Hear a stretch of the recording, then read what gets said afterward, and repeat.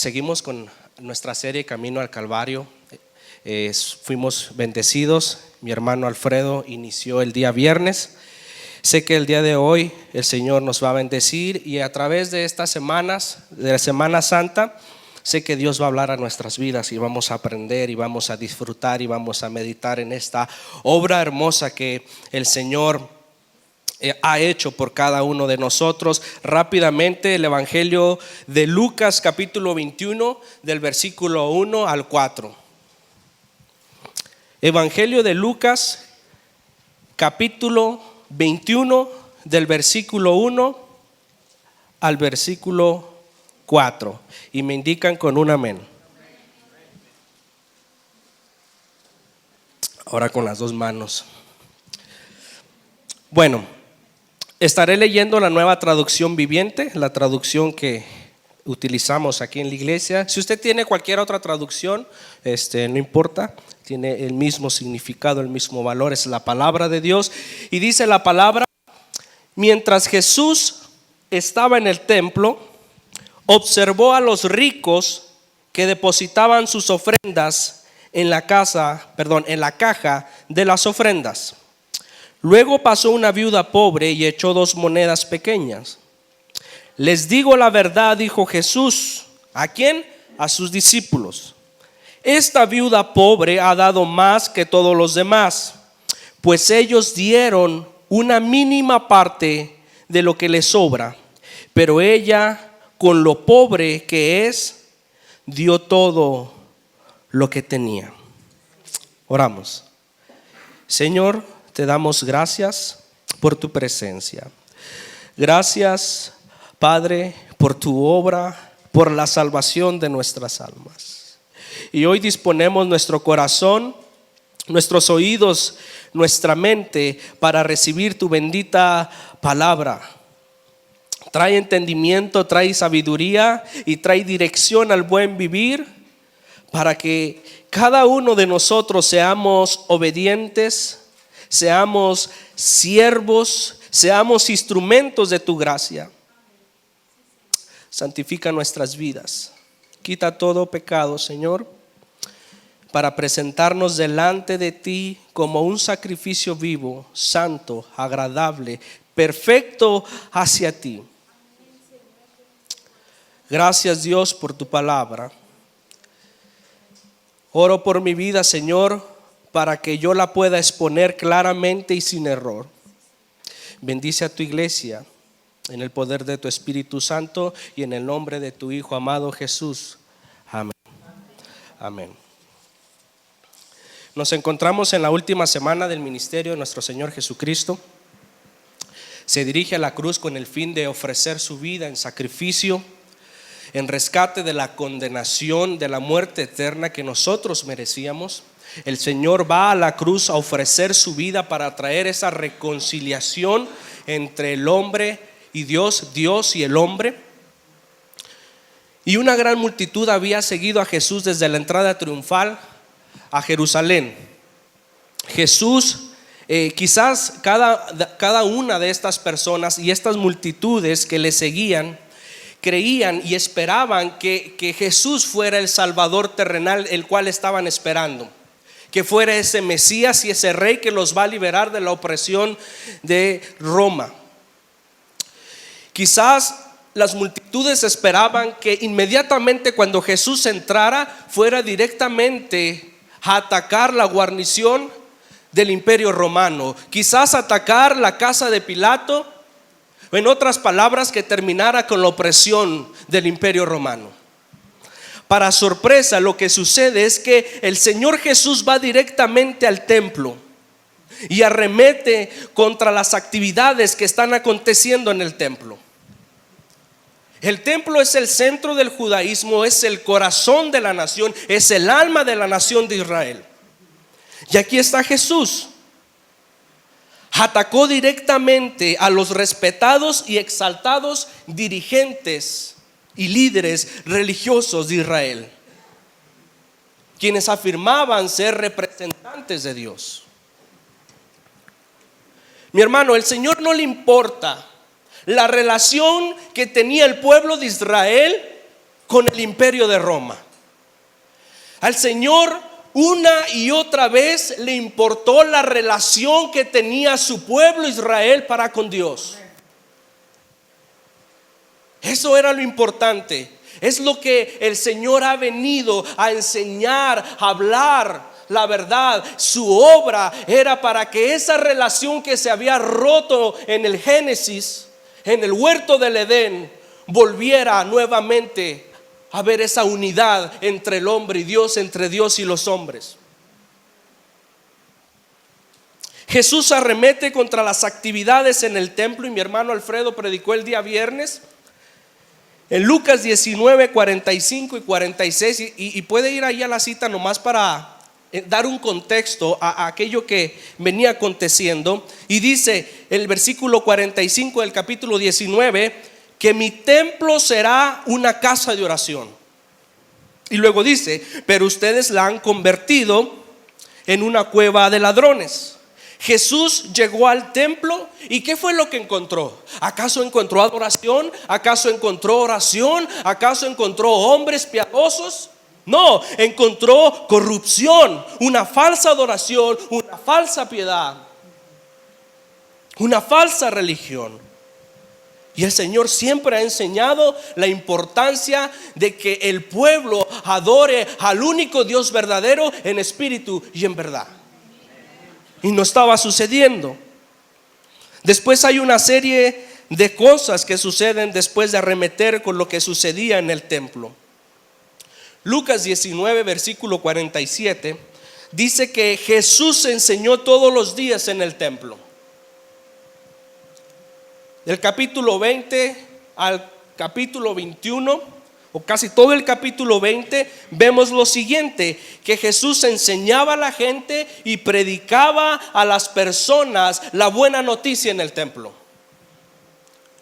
Fue desafiada su autoridad en el templo y mostró la autoridad por la cual él estaba en el ministerio y hacía lo que él hacía. Los líderes religiosos deseaban matarle y enterrarle después de que les enseña una parábola acerca de unos hombres que se les dejó encargado unas tierras. Luego enviaron a hombres que buscaran la manera de que Jesús dijera algo en contra de Roma para que lo aprendieran, utilizando si es lícito dar tributo al César. Los saduceos se le presentaron, otro grupo que se había unido a esta élite religiosa para poder derribar y para poder acabar con el Señor, trayendo un tema acerca de la resurrección. Versículo 40 en el capítulo 20, llega el momento en que nadie se atrevió a cuestionarle más al Señor. 41 al 44, Jesús hace una pregunta sobre quién es el Hijo, el Mesías. Y para entrar al capítulo 21 quiero resaltar algo que es el contexto primario al pasaje que vamos a ver el día de hoy. Nos encontramos en el día martes, 3 días antes de la muerte de nuestro Señor. Sus discípulos se encuentran en el templo de Jerusalén y el templo, mi hermano, estaba lleno por muchos judíos que habían venido de varios lugares a celebrar la fiesta de la Pascua. Algunos calculan que bajaban alrededor de 2 millones de personas. Eran bastantes, a prepararse, a pedir posada, etcétera, etcétera. Jesús se había dedicado a la enseñanza desde que pisó el templo y el tiempo que se mantuvo allí. Después, al final, el Señor aprovecha un momento para dar una advertencia a sus discípulos en contra de los escribas. Y es al final del capítulo 20, el versículo 45, donde dice: entonces, mientras la multitud escuchaba, y esta advertencia, aunque es directamente para sus discípulos, también estaban aquellos oyentes y esa multitud prestando su oído. Y entonces Jesús les dice a sus discípulos, versículo 46, cuídense de los maestros de la ley religiosa. Cuídense de los maestros de la ley religiosas, de los escribas, pues les gusta pavonearse en túnicas largas y sueltas y les encanta recibir saludos respetuosos cuando caminan por las plazas. Y cómo les encanta ocupar los asientos de honor en las sinagogas y sentarse a la mesa principal en los banquetes. Amén. Lucas 20, 45 al 46 es lo que nos muestra. Esta declaración fue muy desagradable para muchos de los que estaban allí, de las multitudes. Fue irritante, fue molestosa para los judíos que estaban allí escuchando a Jesús. Porque recuerden que los escribas, mis hermanos, y los fariseos representaban lo mejor de la enseñanza del pueblo de Israel. Los que tomaban más en serio y celosamente la ley moral de Dios. De hecho, los judíos solían decir que Moisés recibió la ley y Moisés entregó la ley a Josué. Que Josué recibió la ley y se la entregó a los ancianos. Que los ancianos recibieron la ley y se la entregaron a los profetas. Que los profetas recibieron la ley y se la entregaron a los escribas. Eso decían los judíos. Estos hombres eran expertos en la ley de Dios y tenían una responsabilidad. ¿Cuál era? Interpretar de manera correcta la ley de Dios. No solamente conocerla, entenderla e interpretarla de manera correcta, sino que tenían que enseñarla y vivirla en todas las áreas de su vida y de la nación de Israel. Ellos estaban supuestos a ser los pastores del rebaño de Dios, los encargados de guiar al pueblo a la voluntad de Dios. Ellos sabían cómo debía vivir un judío piadoso, no solamente en su vida religiosa e íntima con Dios en el templo, sino en su vida diaria, en su familia, en el templo, en la sociedad, en sus trabajos. Ellos conocían la manera en cómo un judío piadoso debía vivir para con Dios.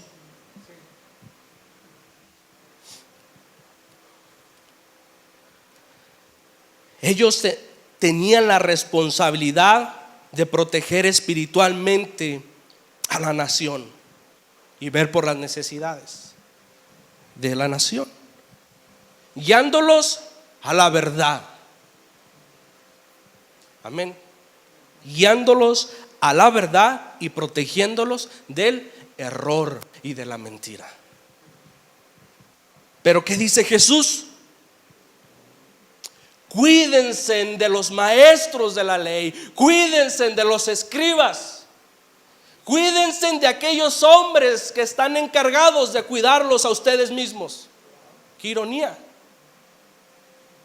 Qué difícil es vivir cuidándonos de aquellos hombres que son responsables de nuestra vida espiritual y de nuestra guianza para con Dios. Y yo soy responsable de mi familia y responsable de mi casa.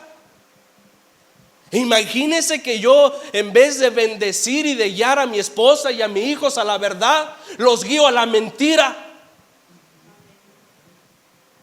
Somos responsables de guiar a las almas a una verdadera adoración para con Dios. Y Mateo 23, acompáñenme así rápido.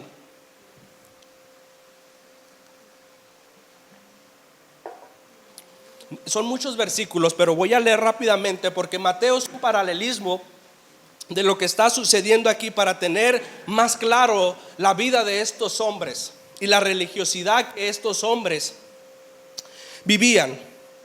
El versículo 1 de Mateo 23 dice que Jesús les dijo a la gente y a sus seguidores: los maestros de la ley y los fariseos tienen la autoridad de explicar la ley de Moisés. Eso es muy claro. Ellos tenían la autoridad para poder explicar la ley de Dios. Así que hagan caso a todo lo que ellos les dicen. Hagan caso, presten atención. Pero no sigan su ejemplo, porque ellos no hacen lo que ellos mismos dicen. Esta era la condición de estos hombres que profesaban una religión, una relación, una adoración piadosa. Ellos cargan a la gente con reglas escritas. Estoy leyendo la palabra de Dios para todos, me gustó la traducción. Difíciles de cumplir, los obligan a cumplirlas, pero ellos ni siquiera quieren mover un dedo para ayudarles a obedecer estas reglas, estos mandamientos. Ellos hacen cosas buenas. ¿Solo para qué? Para ser vistos, para hacerse sentir más importantes que los demás.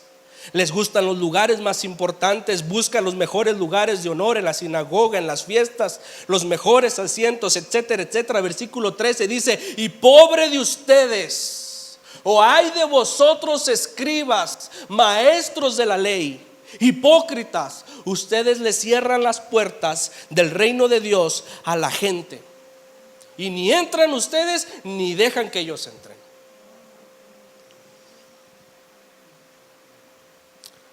Ustedes viajan por tierra y mar para convertir a alguno en fariseo, y cuando lo logran lo vuelven peor que ustedes y merecedor de ir al infierno que ustedes mismos. 23. Ay de ustedes, escribas, maestros de la ley, fariseos, hipócritas, ustedes dan a Dios la 10ª parte de todo lo que cosechan, incluso de la menta, el anís y el comino, pero se olvidan de las enseñanzas más importantes de la ley, que es la justicia, que es la misericordia y que es la fidelidad.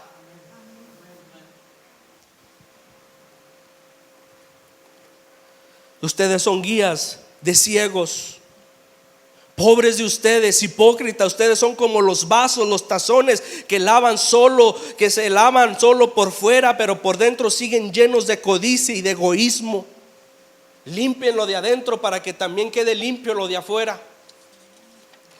Pobres de ustedes, maestros de la ley, fariseos, escribas, son como sepulcros pintados de blanco. Se ven muy bonitos por fuera, pero por dentro están llenos de huesos muertos y toda clase de suciedad. Lo mismo pasa con ustedes. Parecen buenos por fuera, pero por dentro están llenos de hipocresía y de maldad. Y esta era la condición de estos hombres. Esta es la vida religiosa y falsa de los escribas, los fariseos. Cuidémonos de esa clase de hombres. Cuidémonos de nosotros mismos, de llevar estas prácticas, de no ser como ellos, de tener vidas religiosas falsas y devoción falsa y de piedad falsa. Cuidémonos de vivir, de creer que vivimos vidas piadosas, cuando es muy diferente a lo que confesamos y predicamos. Es triste cuando no hay congruencia en ello. Me digo ser un hijo de Dios. Dios hablaba a mi vida cuando estaba escribiendo, y ahorita estuve orando en mi carro y no sé cómo el Señor empezó a bombardearme un análisis de mi vida, y podemos decir que somos hijos de Dios, pero nuestra manera de vivir no muestra cómo debemos de vivir.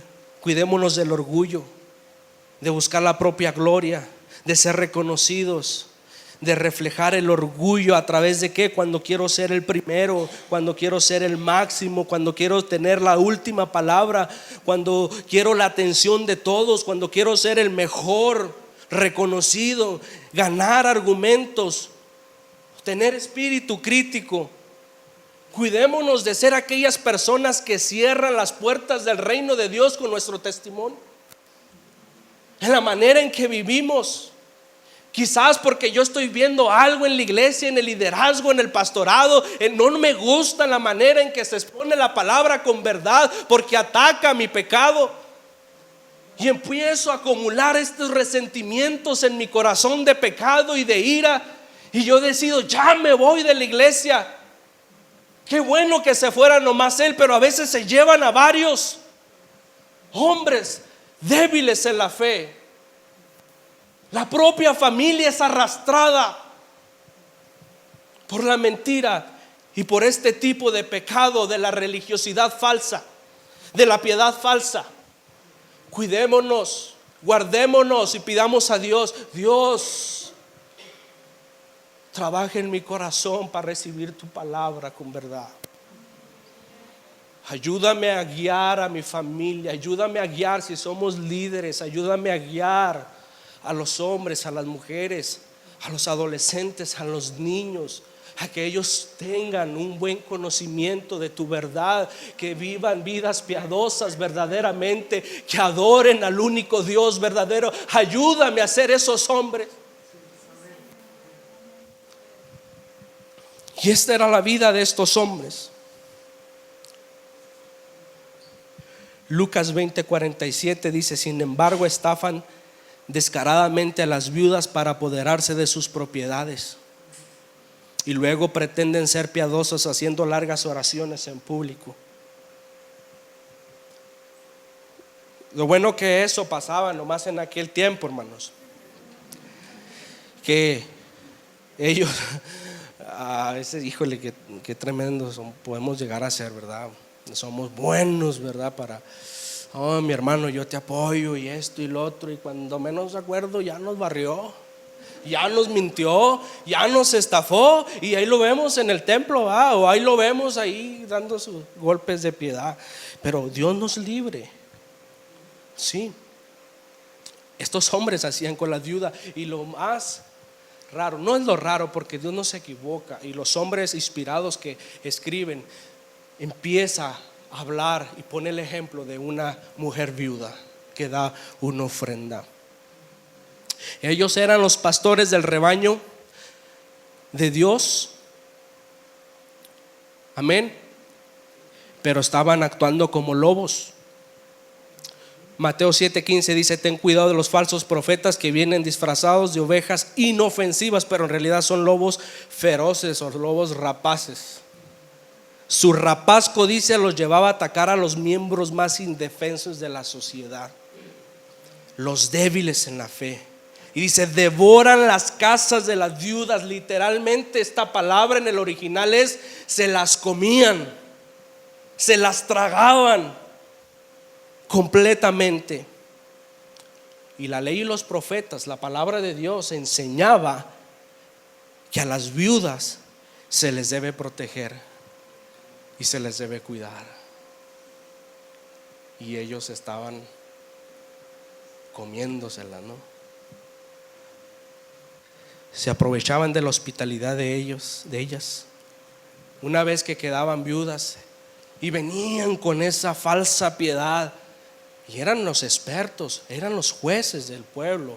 Ellos conocían la ley, podían arreglar asuntos legales. Decían: ¿quién mejor que ellos para administrar los bienes de estas mujeres solas, que habían quedado solas, viudas, algunas con hijos, algunas sin hijos? Y ellos: yo te lo administro. Y al final eran tan tremendos, híjole, tan inteligentes, que terminaban quitándoles todo. Administraban mal sus posesiones. Estos hombres no solamente son un peligro para sus bienes, sino para sus almas, porque los alejan de la verdad. Cuídense de los escribas. Qué advertencia. Y ahora el Señor va a resumir el tema mostrándoles el acto de una verdadera devoción, de una verdadera piedad, de una verdadera relación y religión verdadera con el Dios verdadero. Esta mujer viuda, amén. Mientras Jesús estaba en el templo, observó a los ricos que depositaban sus ofrendas. Jesús había enseñado, Jesús había confrontado, Jesús había denunciado las prácticas y las conductas de los dirigentes religiosos. Quizás el Señor tenía un agotamiento físico, quizás emocional.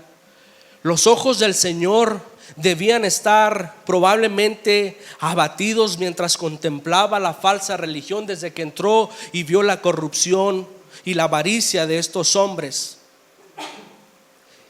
Quizás a la nación que estaba en estas garras, en esta corrupción, quizás también en su corazón adolorido. ¿Por qué? Porque él lloró cuando vio la condición de Jerusalén, de su pueblo, y ahora estaba viendo toda esta religión falsa. Y sabía que venía un juicio para su pueblo y para estos, especialmente estos hombres falsos. Mientras Jesús estaba en el templo, dice que observó a los ricos depositar sus ofrendas. Aquel lugar donde estaban esos ofrenderos era el patio, el atrio de las mujeres. Habían 13 urnas en forma, era como una cajita así, y luego como una trompeta. Allí echaban las ofrendas, eran 13, tenían descripciones del alfabeto hebreo para que la gente pudiese saber específicamente hacia dónde iba ese dinero o el uso para el cual se iba a hacer. Quizás para el tributo del templo, para sacrificios, incienso, la leña o los ofrendarios de las misericordias para apoyar a los más vulnerables, etcétera, etcétera. Y cada uno llegaba y depositaba y decía, ok, para las misericordias, ok, pues para los sacerdotes, ok, para esto. Ahí estaba el Señor enfrente de ellos. También se le conoce como la arca de la ofrenda. Pero qué dolor, qué enojo pudo haber experimentado el Señor al ver a su pueblo acercarse a los ofrenderos y depositar su dinero para esta despreciable y apóstata y corrupto sistema de esta religión falsa.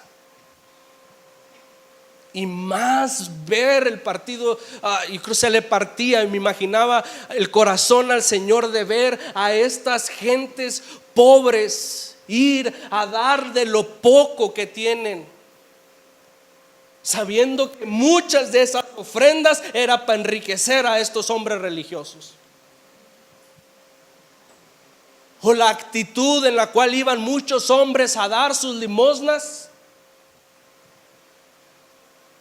de lo que les sobraba, como dice el texto, o para que fueran vistos y echar todas esas monedas y que se escucharan caer en el ofrendero para que fueran vistos y alabados. Él estaba ahí enfrente y observó mientras la gente depositaba su dinero. Y dice Marcos, que es Marcos 12, versículo 41, que también narra esta porción, que muchos ricos echaban grandes cantidades. Y eso es bueno. Pero bueno, la intención de su corazón era errónea. Jesús observó que muchos ricos, estas personas tenían mucho, podían dar grandes cantidades y por tanto se creía para muchos de ellos erróneamente que poseía una situación muy provechosa para entrar al reino de Dios. Pues ya llevo riquezas, no hombre, soy piadoso, cumplo, tengo mi lugar en el cielo. Recordamos al joven rico. Sin embargo, cuando Jesús está ahí delante de los ofrenderos y empieza a ver las multitudes que empiezan a pasar, y pasan los ricos echando sus costales, echando sus cheques y metiendo la tarjeta ahí para hacer su ofrenda, el Señor le llama la atención algo. Y no le llama la atención de que aquel hombre echó un cheque o que pagó con la de Coppel. sin intereses. Ah, no, esa no va. Esas son las de Banamex y las otras. Bueno, el Señor observa a una mujer y queda impactado, su atención es cautivada por esta mujer que dice la Escritura, una viuda pobre que se acerca y da todo lo que tiene. Y dice la Escritura que eran 2 monedas, 2 blancas o 2 monedas de cobre. Y estas monedas eran la denominación más pequeña de la moneda judía. Dicen los historiadores, a ver si lo puedo pronunciar, hermanos, que era la 64ª parte de un denario, o sea, un cuadrante. Y un denario sabemos que es el pago es un salario diario para un hombre, ¿verdad?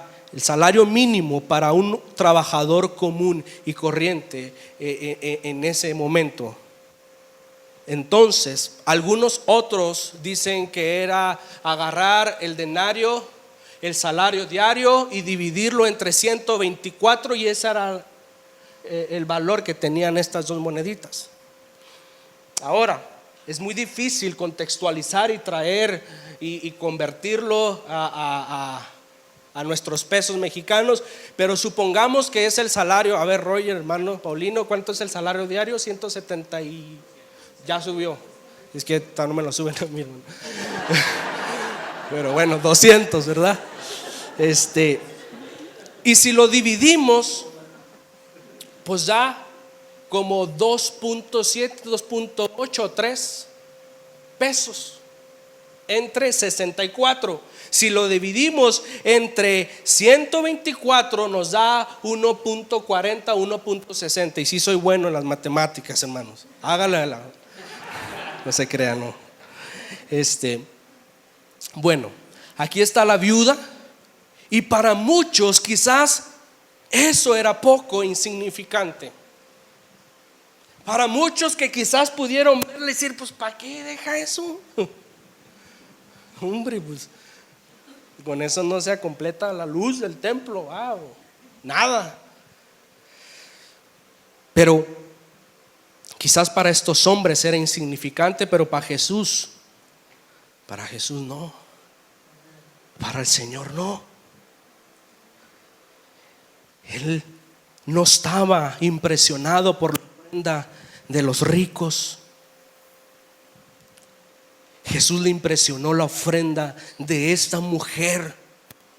Esto captó la atención de ella, tanto que dijo en Marcos 12, versículo 43, dice que llamó a sus discípulos: vengan y miren. Les digo la verdad, esta viuda pobre ha dado más que todos los demás que ofrendan. Imagínense a los discípulos viendo que unos llegaron con los costalotes de monedas y la mujer con 2 monedas, y dice, bueno, pues, ¿pero por qué, mi hermano? Porque Jesús conoce el corazón de cada uno de nosotros. Jesús estaba mirando su corazón, la motivación y la intención de esa ofrenda. Ella ha dado más que todos estos.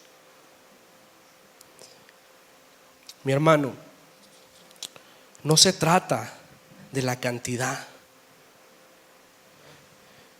sino de la actitud del corazón para hacerlo. La motivación del corazón. El Señor ve más allá de lo que ve el hombre. Así que no cuestionemos, así que no supongamos, porque podamos ser.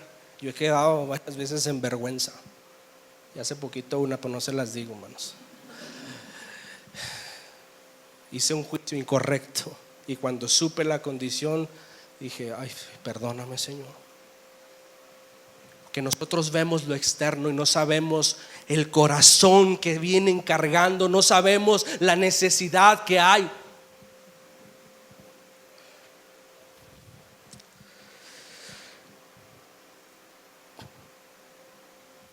Aunque estos hombres ricos llevaban mucho dinero, dice el Señor que la mujer dio más. Y quizás pues no es comparable con lo que ellos venían a dar. Y es verdad, porque ahora entendemos, la escritura dice que ellos echaban lo que les sobraban. Si ellos llevaban riqueza a la ofrenda, imagínense con cuánto no se quedaron o están abajo del colchón. Imagínense. Pero a Jesús no le impresionó eso. La historia de esta viuda continúa revelando la religión engañosa, farisaica, que se alimenta de los débiles, de los desesperados y de los indefensos. Y algunos dicen que probablemente esta viuda había sido víctima de estos hombres que le habían quitado todo. Y aún así,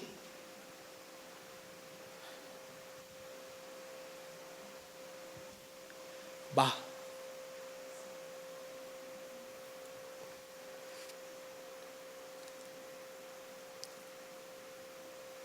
Imagínese.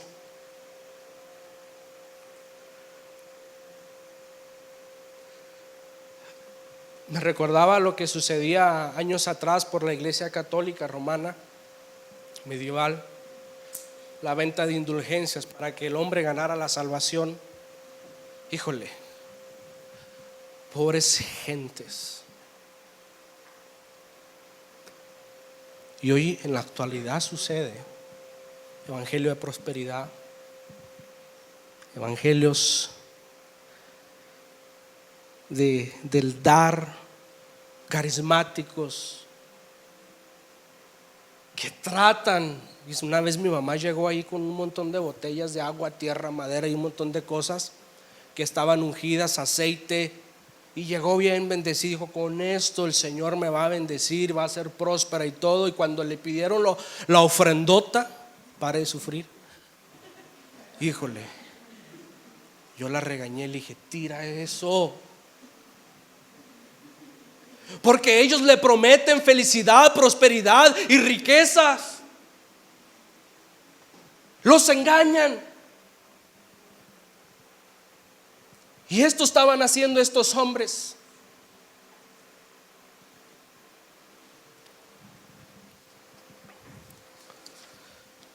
¿Qué más podemos aprender de estos versículos? Mientras Jesús estaba en el templo, Él observó, mi hermano, Dios nos observa. Dios nos observa siempre.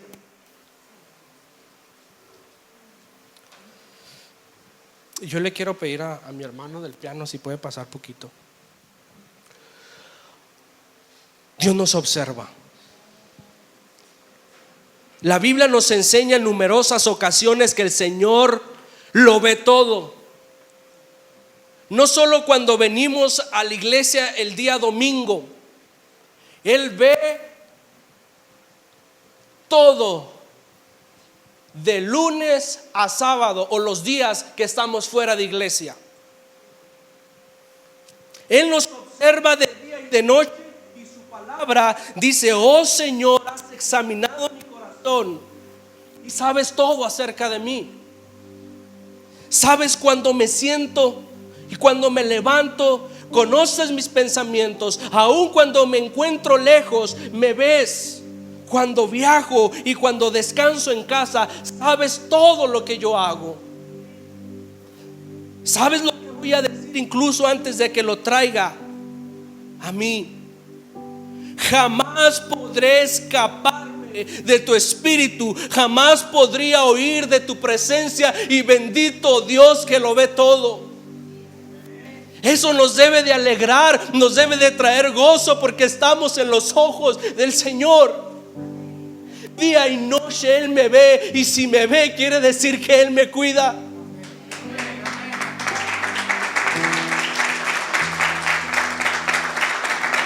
Cuando venimos aquí a la iglesia, mi hermano, en domingo o en viernes, cualquier día, antes de que nosotros entremos, Él ya está aquí viéndonos. Antes de iniciar tiempo con Dios, antes de que mis hermanos de la alabanza que vienen temprano a ensayar, Él ya está aquí observando nuestros corazones. Él lo ve todo. Antes de que crucemos la puerta que está allá abajo, Él ve la condición en la que venimos. Él ve si mi corazón viene a alabar y adorar a Dios verdaderamente. Él ve si vengo con las intenciones y las motivaciones correctas. Pero también ve nuestras cargas. Él nos ve a cada uno de nosotros, nuestras necesidades espirituales. Quizás si pasas algo, situación económica, quizás si estás atravesando por una enfermedad, el Señor lo está viendo. Quizás estás esforzado por dejar el orgullo, por dejar la ira, por dejar cualquier otro pecado, y te esfuerzas y te esfuerzas y siempre terminas mal. El Señor ve el esfuerzo y el Señor está ahí. Pero también tristemente el Señor ve nuestros corazones cuando nosotros no venimos con la mejor actitud de venir a adorarle.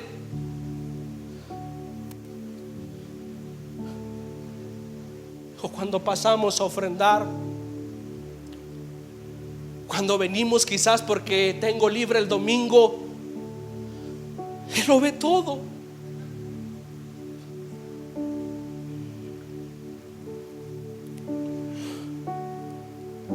El Señor conoce la clase de cristianismo que vivimos,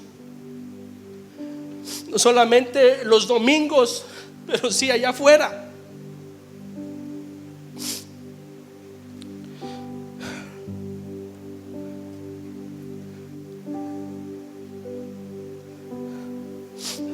¿A qué iban las personas al templo, mi hermano, en aquel tiempo? La misma razón por la que venimos aquí: adorarle, exaltarle. El Señor observa, y en esa búsqueda de nosotros venir, ve la intención y la motivación. Pero también, mis hermanos, esto nos debe de traer gozo y alegría a pesar de que fallamos. Lo ve y está trabajando con nosotros. Pero hay otros que no se alegran, que les da coraje de que el Señor los vea, porque no quieren que vean etapas de sus vidas. Y es que a veces nos alejamos y no queremos venir porque no queremos ser expuestos delante de Dios, porque Él lo conoce todo. No solamente hablando de ofrenda monetaria, sino mi vida es una ofrenda para el Señor. Él sabe si yo le estoy rindiendo lo que me sobra de tiempo o si realmente toda mi vida le pertenece a Él. O que esté trabajando 9 horas, 10 horas, ahí aprovecho para servir, para adorar y para alabarle al Señor. No es que me levanto, me alisto, me voy al trabajo, me conecto a la computadora, me desconecto a las 8, a las 9, atiendo a mi familia, ceno y ya no hay tiempo para hablar con Dios. Dios hablaba a mi vida.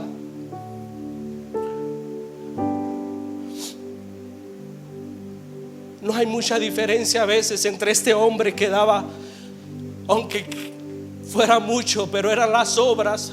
Aquella mujer que lo poco, que lo único era dar y agradar al Señor. Porque nosotros vemos personas totalmente humildes, totalmente pobres, que, mis hermanos, tienen una devoción por Dios grandemente. Y el Señor traía la imagen de una persona que, cuando yo recién me casé, trabajaba en un módulo ahí en Soriana Sandres de Nextel. Ganaba 700 pesos a la semana y ya tenía la niña, no nos alcanzaba. Y esta persona era empacadora, una señora ya grande de edad, empacadora. Y pues ganaba lo que le diera la gente. Y me hice muy amiga. Y esta persona tenía cáncer, y quizás ya no está porque era muy avanzado. Pero cuando veía que yo tenía necesidad, ella una vez llegó, y continuamente fue tradición por parte de nosotros. Es decir, ya hice, mijo, una olla de tamales. Ya tengo unas órdenes vendidas, usted venda otras. ¿Y sabe qué? El dinero que yo cobre y el dinero que usted cobre es suyo para que compre la leche y los pañales. Y yo no entendía. Cuando me visitó a su casa a comer, no tenía nada. Estaba sola aquí en Juárez, era de Veracruz, luchando con una enfermedad que yo no sabía que tenía cáncer, porque su actitud, su manera de vivir era... Y mi esposa la conoce.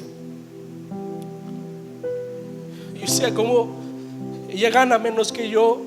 ¿Cómo puede despojarse a veces de todo para un hijo de Dios? ¿Cuántas ancianas, cuántas gentes hay que no tienen nada y viene y dice: Señor, para tu obra, 1 kilo de frijol, unas latas para el hermano, que quizás no es mucho, hermano, pero quizás tenía para 3, tenía para 2, y dejo una para mí, dejo otro, y que el Señor me bendiga en la semana. Esta mujer tenía la fe y su confianza en Dios, y Dios lo ve. Dios ve tu corazón, hermano. Dios ve mi corazón.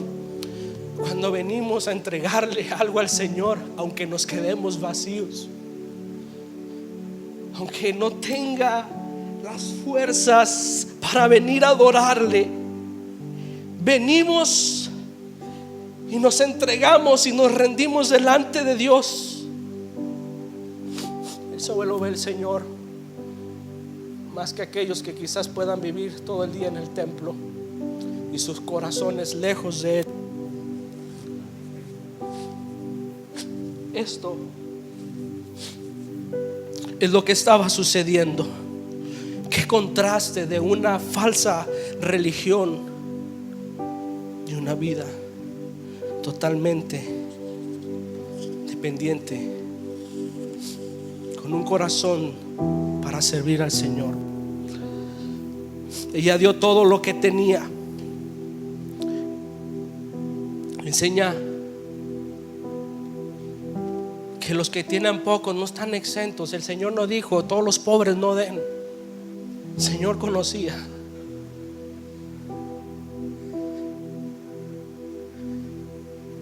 Enseña que eso poco que ha dado una persona, Dios lo ve con agrado. Dios no se fija en la cantidad, sino en la intención y en la motivación de su corazón. Dios sabe el sacrificio que alguna vez, o que este tipo de personas puedan hacer.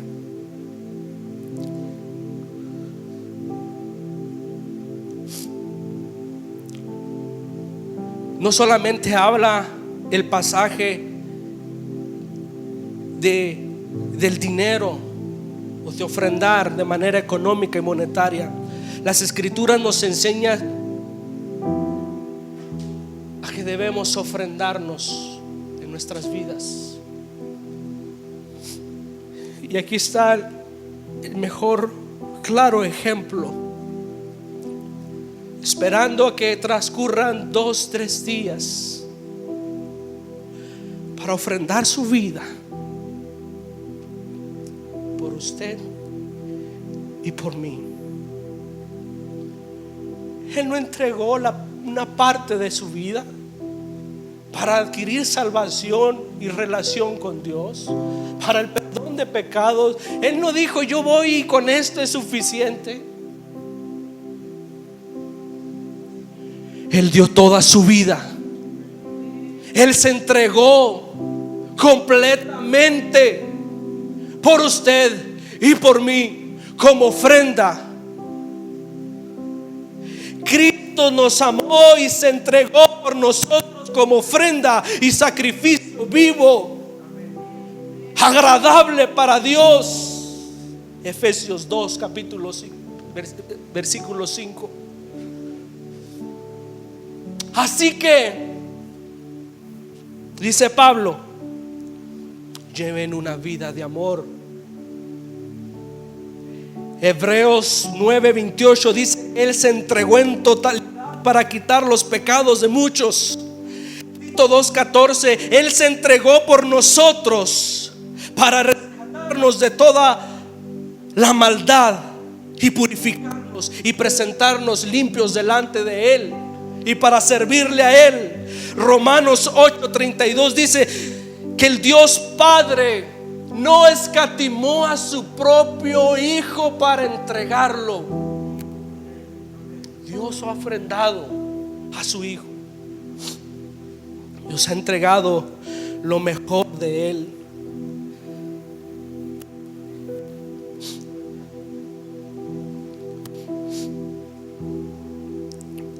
Y a veces nos cuesta darle al Señor.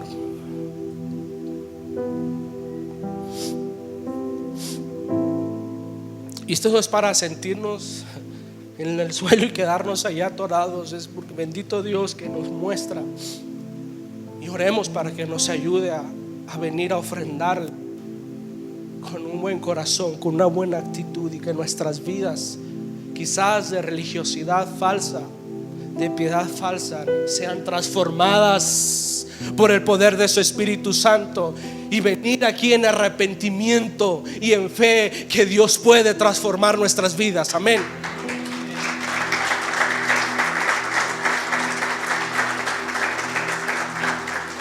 Decía David cuando él pecó, Salmo 51:17, y con esto termino: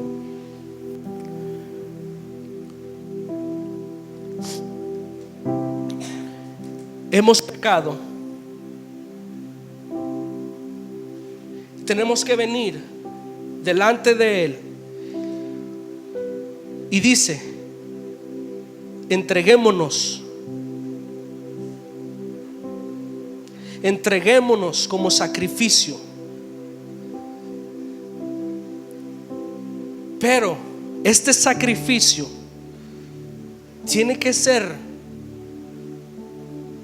basado en nuestra vida, no en las obras. Porque también dice sacrificio, no, sino obediencia. Pero mire de lo que se agrada al Señor. Dios se agrada de un espíritu quebrantado y de un corazón quebrantado y arrepentido. Esta es la manera en que debemos ofrendarnos delante de Dios, para que el Señor nos use. Póngase de pie, hermano.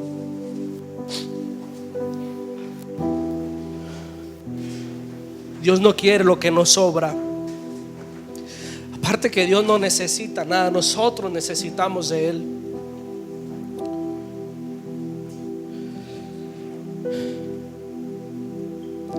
Él no entregó parte de su vida.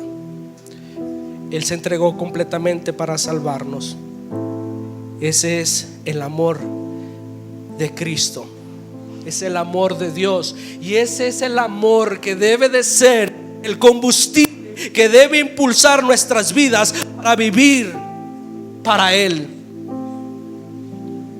Segunda de Corintios capítulo 5, el 14 al 15 dice: porque el amor de Cristo nos constriñe, pensando esto, que si uno murió por todos, luego todos son muertos, y por todos murió, para que los que vivan ya no vivan para sí, mas para aquel que murió y resucitó por ellos.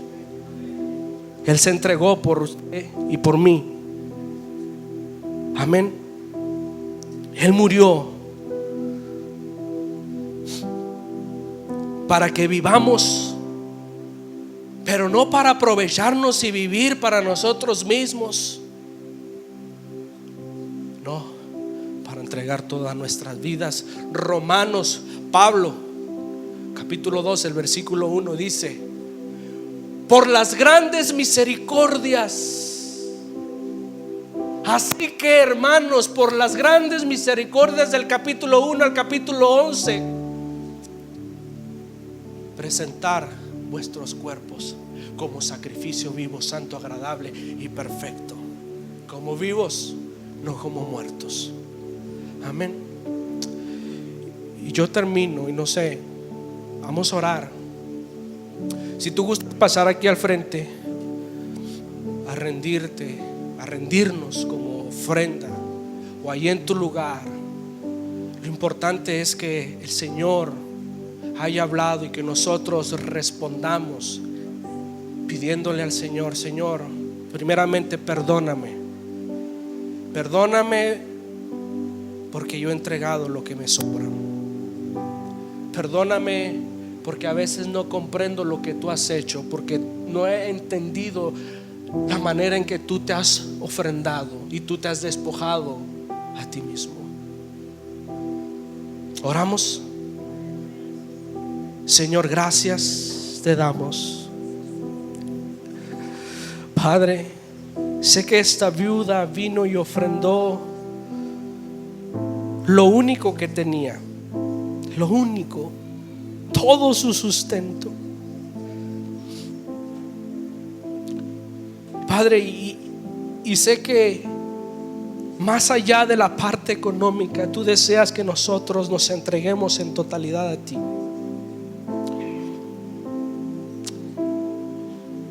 Sí, Padre, perdónanos. Perdónanos, Dios. Ayúdanos a comprender más. Ayúdanos a ser generosos para tu obra, para contigo. Que todos nuestros recursos, que toda nuestra vida sea entregada a ti, Señor. Nuestra vida sea entregada a ti. Ayúdanos a escapar de esa piedad falsa, de esa religiosidad falsa, mi Dios. Quiero ser hombres de justicia, tus hijos, tus santos, buenos administradores de tu palabra y de lo que tenemos en nuestras manos, para tu reino, para tu gloria, para tu honra. Trabaja en nuestras vidas, Señor. Permítenos que al salir de este lugar sigamos meditando y pongamos por obra lo que tú nos has hablado. Ponnos en situaciones en las cuales podamos nosotros vencer al orgullo, a la codicia, a la avaricia, y que por medio de tu Espíritu Santo podamos responder conforme a tu palabra, conforme a tu evangelio. En el nombre de Cristo Jesús te damos gracias. Amén, amén, amén.